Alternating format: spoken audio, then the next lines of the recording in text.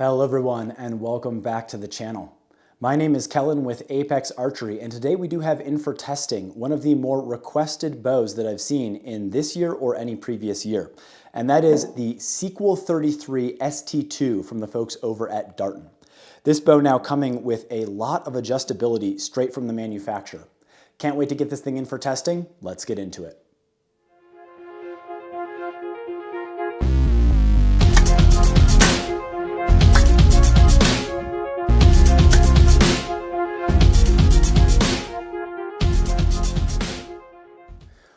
All right, welcome back everyone to another in our longer axle-to-axle flagship hunting bow series for 2025. Today with the Sequel 33 ST2 from the folks over at Darton Archery. Very excited to get this thing in for review and testing. This is a 33 3/16 of an inch axle-to-axle model boasting a brace height of 6 3/8 of an inch. It is completely machined out of aluminum with a claimed system weight of 4.7 pounds. Speaking of adjustability that we had mentioned in that first intro clip, this does actually come straight from the manufacturer with two different sets of mods, both a standard as well as a speed version. That will give us claimed speed rating of 334 feet per second or 340 feet per second respectively. They will accommodate draw lengths ranging from 25.5 out to 31 inches, and all of that coming to you for $1,249.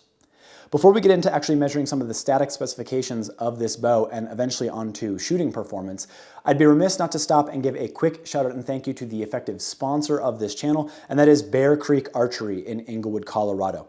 They are loaning us all of the bows that we have in for testing so far this year. It also happens to be the multi-generational family-owned shop that I trust for all of my archery needs. So if you are in Colorado or passing through, please go see my friends over at Bear Creek Archery. Additionally, if you could stop for just a moment and hit that subscribe button, it means so much to us in terms of being able to bring you all of this very in-depth and comprehensive bow review content. All right, with that out of the way, let's go ahead and dig into the static specs for this actual bow. The first thing we're going to verify is that axle-to-axle measurement. Remember, we are looking for 33 3/16 of an inch. So if I do measure from center of axle to the same on the other side, this one is coming in pretty much spot on at 33 3/16 of an inch. Next, we want to verify that brace height. This looking for 6 3/8 of an inch to the deepest part of the throat of the grip. So measuring there, again to about the center of that string. And this one again coming in very accurate, 6 3/8 of an inch exactly from the factory. The next thing we should look into is the overall kind of riser geometry. One thing that I'm a huge advocate for is longer risers relative to that axle to axle. I think of the riser itself as my vertical orientation stabilizer, bringing a sense of stability to the actual shot, again, when I'm at full draw and on target. So to measure that, we are going to find the natural pivot point of the bow, which is the last point that those limbs are really supported by the actual limb pocket assembly and the riser. And on this model, that is coming in at exactly 32 inches. That gives us an overall riser to axle ratio of 96.4%. So really pretty good. Middle of the pack, getting towards the longer end of the spectrum relative to the bows that we've seen so far this year. Next, we will use that exact same pivot point location and look into the reflex measurement, which is again the distance from that pivot point to the deepest part of the throat of the grip. And this one is coming in nice and short at 1 1/4 inches by way of reflex for this bow. Next, let's look at the overall system weight. So again, this bow is claiming 4.7 pounds. Of note, it does come with a lower stabilizer mounting hole here, as well as a little kind of shorter vibration dampening stabilizer with the bow. I'm going to give you the weights both with that installed and without. We'll start without first. So using our hand scale here,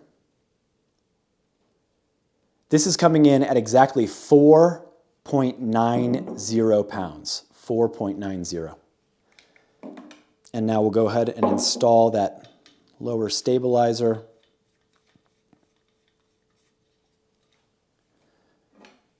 Checking again. This now tipping the scales at exactly 5.00 pounds. So a little bit over that claimed weight, but really pretty close. All right, the last thing that we will look into is the limb stance width. Remember, a lot of engineers from various companies over the years claiming that the wider that overall limb stance, the more stable or torque resistant the bow and system may be. So using our calipers here to measure. And this is coming in at 2 13/16 of an inch. So nice and wide, approaching that 3-inch mark, which is what we're seeing from a lot of the manufacturers. All right, with that out of the way, let me build this up with a rest. Meet me outside on the range where I will give you my very first shooting impressions. All right, we are stepping outside now with the Sequel 33 ST2 from Darton, configured the way that I think a lot of people are probably going to choose to shoot that bow, and that is with the standard, not the speed mods in place, as well as the slightly larger diameter draw stop pegs there to give you a little bit more holding weight. This is set up to my 30 inches of draw and as close to 70 pounds as we could get this bow. Very excited to give you my very first shooting impressions.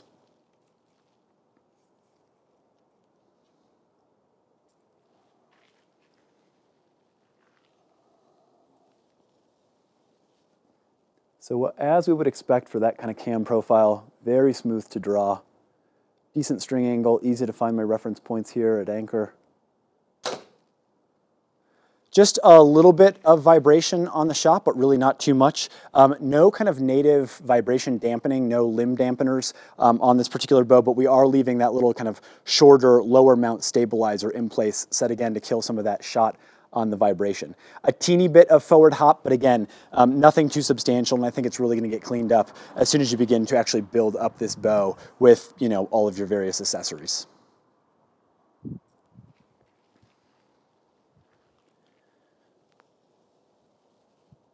Yeah, very easy to draw. Really drops very nicely into the valley. Very, very gentle and easy to draw slow. Solid back wall, like most other bows with kind of that cable stop. If I put in a little bit of pressure, I can get some sponge, but overall, I'd say it's relatively solid. Also, not an overly loud bow. I think that this will come in probably pretty middle of the pack when we get to that decibel meter rating a little bit later.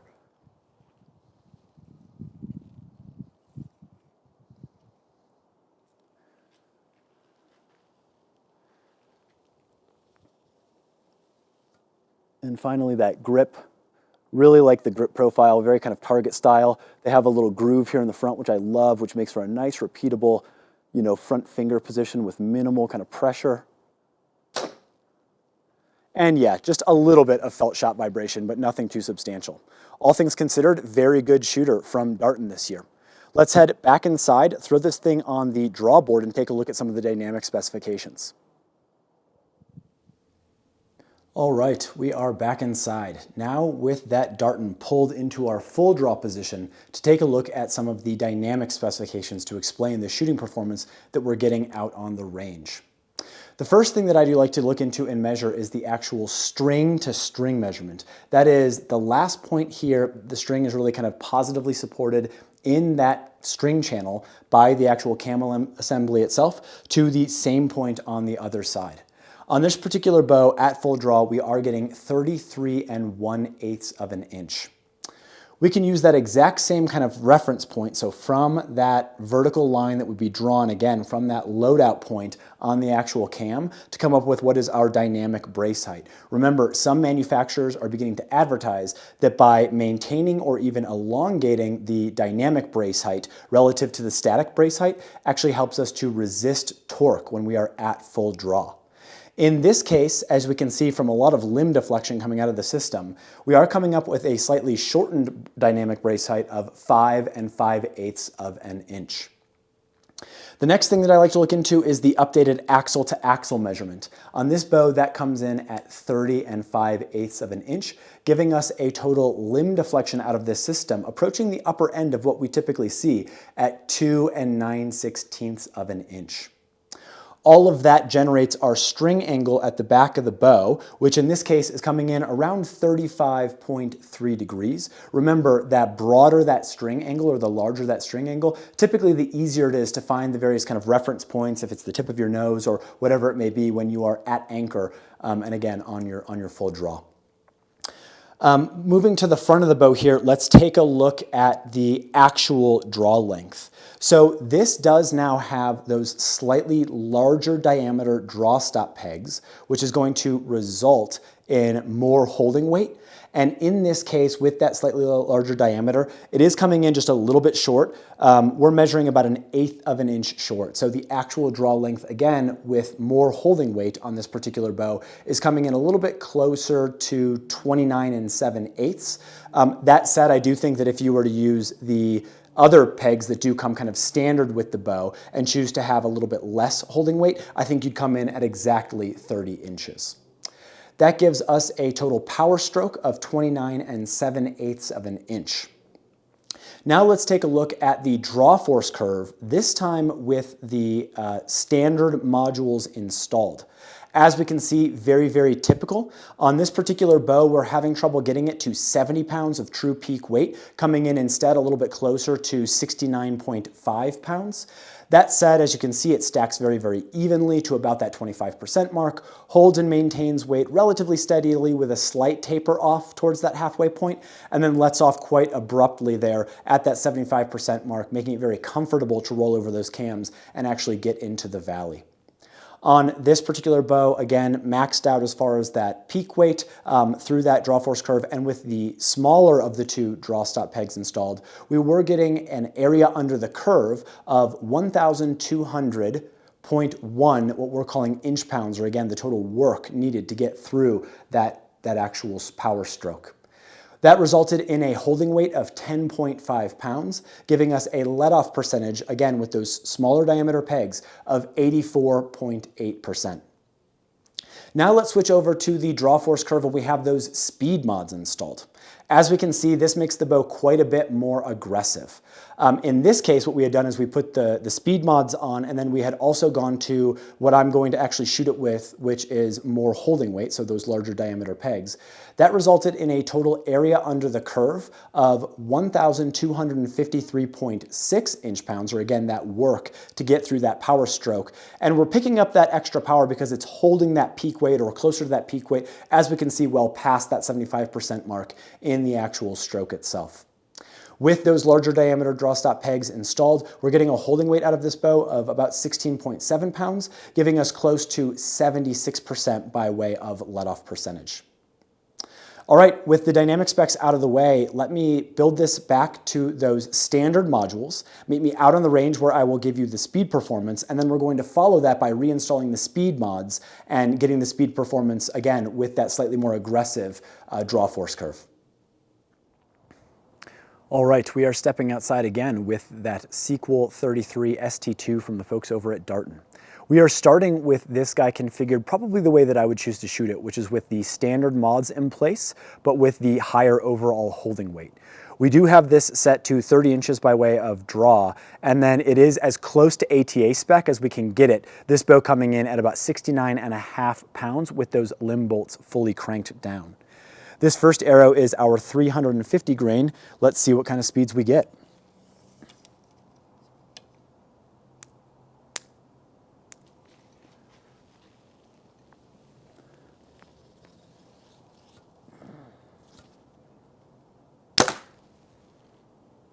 That first arrow going 324.9 feet per second. Next up is our 400 grain arrow.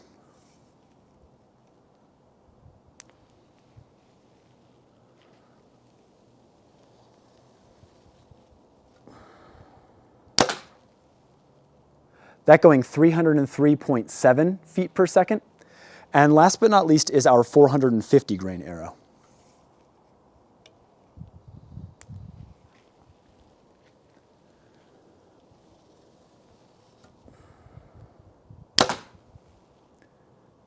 That going 288.9 feet per second. Let me step aside now and put the performance mods on, and we will get comparable speeds, again, with this thing set in the speedier of the two by way of those mods.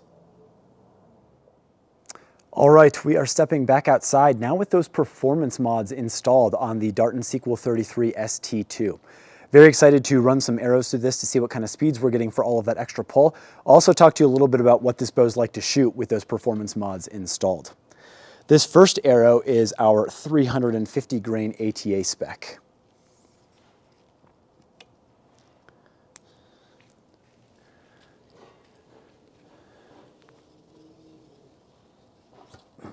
So as we saw from the draw force curve, it does really kind of carry that weight much further back into the draw cycle. And that first arrow was going 331.3 feet per second. Next up is our 400 grain arrow.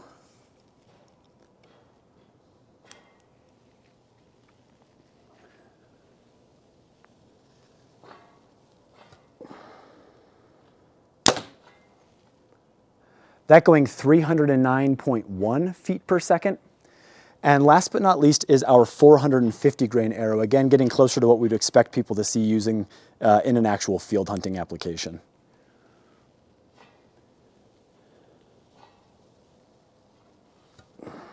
Yeah, it just remains really stiff all the way to the back there. That arrow going 295.4 feet per second. All things considered, a nice bump in speed to shoot with that much stiffer draw cycle with those performance mods installed. And again, with this bow coming in around 69.5 as far as that peak poundage. All right, we are back inside with the Sequel 33 after doing our speed and performance testing out on the range. As is always the case, we like to shoot a handful of 350 grain arrows through these bows to really build a nice tight average by way of those speeds and give an official speed rating.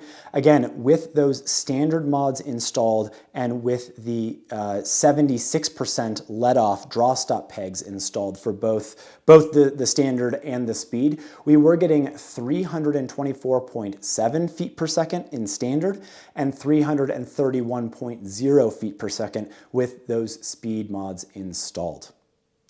You can affect some of that arrow speed by choosing your different poundage options. This bow coming in 50, 60, 70, and 80 pounds by way of peak weight modification made to those limbs and needing to be ordered when you are actually building up and bringing in that bow. I will say, and as we had noted before, this one is the 70-pound version, but it is only pulling about 69.3 to 69.5 pounds by way of peak weight, again, with those limb bolts fully tightened. So just be aware of that when you are making that ordering decision. Next, let's dive in and talk a little bit more about the overall adjustability of this bow. So as we had mentioned before, coming with those two different module options directly from the factory, you attach those to the back of the cam here and make sure that you line up the appropriate hole that matches your draw stop peg there to actually affect that draw length, which is again ranging from 25.5 out to 31 inches. And let's take a look now at those draw force curves kind of compared to one another. And overlaid to one another. We have seen multiple draw force curve options coming from the same cam assembly from multiple different manufacturers this year. I will say that overall I prefer the way that Darton does it. It's very useful to actually have those speed mods installed. And that's because you do get a very similar kind of climb angle, as we can see, up to a little bit past that 25% mark. And it holds that peak weight a little bit further, but not quite as far as some of the other manufacturers. That makes the bow a little bit more comfortable when you are trying to kind of get through that full draw and really lock off at the back of the draw cycle there. So overall, I do think it's actually a usable option if you choose to use those performance of those speed mods installed on this bow. Next, let's dive in and talk about some of the adjustability features because that's something that they've really been priding themselves on for this year. The first thing to talk about is perfect tune. So they have their own unique system here using effectively a little bit of a preload peg here on the actual limb assembly, both top and bottom. What you can do there is loosen the set screw here and then actually affect the preload and the actual angle of the limbs as it attaches to the riser. Again, you need to make similar adjustments both top and bottom, and that will help to impact your wheeling adjustment or your left-right paper tears straight out of the box without the need for a bow press. So really cool to see Darton pursuing the industry there and coming up with a lot of that adjustability right out of the box, and again, that you can do at home without the need for a bow press. The other thing that they've done is come up with their perfect time system, which is reflected here in this polymer assembly that effectively controls the strings and cables of the actual system itself. You can change the timing both top and bottom independently by adding twists and effectively adding tension or relieving tension to those actual cables at this assembly right here, again, without the need for a bow press. So really cool to see them pulling that through. Very, very adjustable right at home for most archers, again, without the need for that bow press. Next, let's talk about vibration dampening. So as mentioned out on the range, very little in this bow by way of vibration dampening. It doesn't even have any of the vibration dampeners in the limbs that we expect to see, but it does come with this lower mount stabilizer, which we did leave installed for those shooting impressions, which adds about 1/10 of a pound overall to the weight and does kill a little bit of that vibration because that weight is suspended on some rubber there to the actual lower stabilizer mounting position. With vibration comes a little bit of sound. We did, as is always, take this outside to get a sense for how loud this bow is on the shot. And we did get 83.0 decibels. That actually makes this one of the louder bows that we've had in for testing this year or last year. Overall, to my ear, it's not an overly loud bow. I don't know if that has to do with the actual kind of frequency of the sound. Maybe it's a little bit in the lower bandwidth and not quite as high frequency, so I'm not picking it up as much with my ear. It doesn't sound overly loud, but regardless, this is coming in at that 83.0 decibel range. Now let's dig into some of the actual features of the riser itself. The first thing that we could talk about is the rest mounting interfaces. So as we can see here, lots of options. It is double tapped in the back for that Hamskea core system into a dovetail that allows you, I believe, to use those integrate style rests. And then if you have a traditional burger hole rest, it is actually double tapped there, allowing you to get that thing really fixed down. So easily the most optionality coming from Darton this year by way of different options for rest mounting. Moving up the riser a little bit, you can see here you've got two different position options for running that traditional kind of slider sight mounted to the back of the bow. So really kind of tidy option that's very standard for years and years. Looking at the roller guard assembly on the back of the bow, as you can see here, really very stiff, holding that roller guard just a little bit above that fletching point, manufactured out of one piece of solid aluminum there. So I think that that's going to be very, very dependable.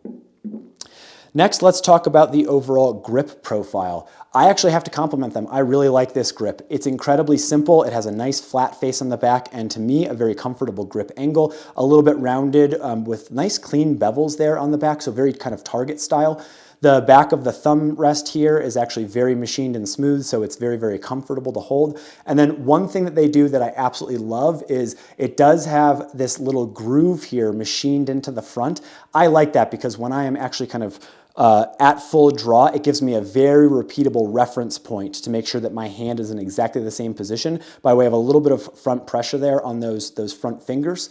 That makes it really, really repeatable and minimizes the amount of torque that I'm going to see on the shot at that grip. So I really like to see that machining work done. Next, let's talk about our different stabilizer options. As with many manufacturers, they do have both a lower and a traditional front bar mounting position. And then on the back here, you can see this is tapped and threaded for a back bar or a V-bar mount if that is your preference. So nothing really too unusual coming there. All right, all in, that is our assessment and review for the Darton Sequel 33 ST2 this year. Again, coming to you for $1,249. If you like this review, please give us a like, subscribe to the channel, come back and visit us again. I'm going to continue looking at longer axle-to-axle flagship hunting bows for 2025, ultimately arriving at a review of reviews where we determine what we think is the best hunting bow out there for, again, 2025 in that longer axle-to-axle series. I hope to see you on the next one.